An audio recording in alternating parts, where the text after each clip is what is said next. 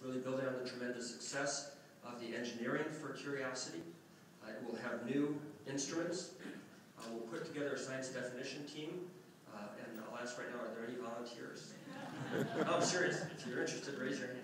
Okay, at least a few hands go up. So we're going to put out a letter to colleagues. Jim Green will do that through the Mars Exploration Program, which is led by Doug McQuiston, pretty much as soon as we get back, to ask for folks who are interested in being on a science definition team.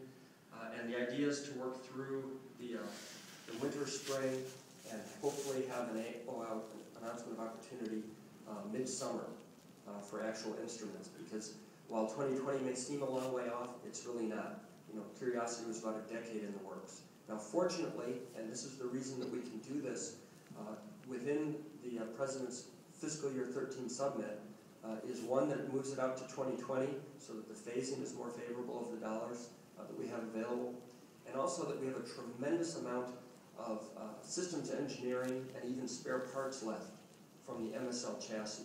And those are really the enabling things that allow us to do this. And so all those folks at JPL, who successfully landed Curiosity on the surface and have that knowledge of the systems engineering, not only in their minds, but also in their CAD models and their life cycle modeling tools, we'll be able to turn that around into a science rover. This is kind of like, if you follow the Mars Program Planning Group activities, kind of like Option C or a variant of Option C. That's not really that important. But you may ask, well, why didn't we try something less expensive like a Mars Exploration Rover? And that was a crash effort to build 2 rovers.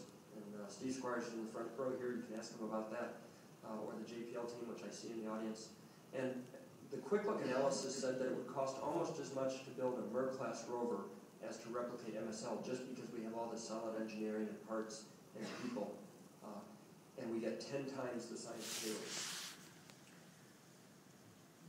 Not only are we going to look at the science payload, but we'll also look, as we did on Curiosity, at opportunities for synergy with human spaceflight.